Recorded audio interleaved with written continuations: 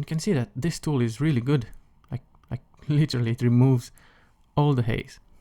Hello and welcome to another Affinity Photo tutorial. I was playing with this image a bit in Affinity Photo and I came across a nice tool that will help me remove a bit of this haze. And the tool is actually Haze Remover.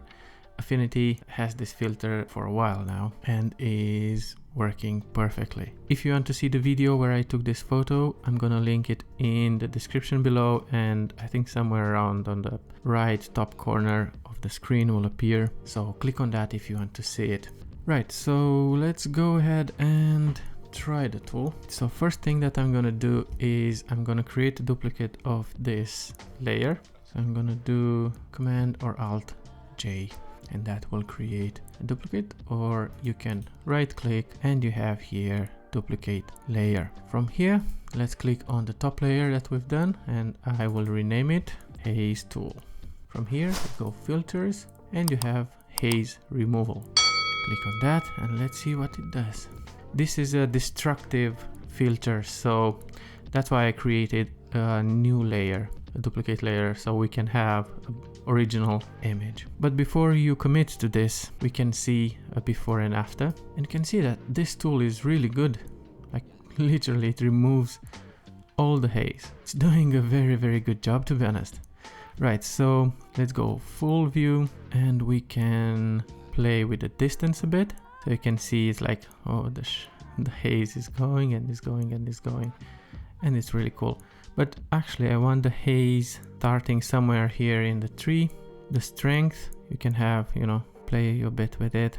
And I think you can have this effect in Lightroom as well. Actually, I'll try it after this video and see if we can use the dehaze tool in Lightroom and having the same effect. But I think it's doing a pretty good job, to be honest. So let's go ahead. So the distance I think is nice. It's basically here where the tree starts. If we want to have the tree more in focus, we can move the tool and have the distance, basically the haze going back behind the tree. So let's click apply and there you go. This is a very quick video. And from here you can see before and after, which is really cool. Of course, after this you can go ahead and add more adjustment layers. You can play with the white balance a bit, make it more colder, and I think we can go selective colors. We can leave the reds so we can affect a bit this brownish color. So we can go and you can see how this affects the image. You can make it a bit more reddish, and then neutrals, and you can see how this affects. Looks good.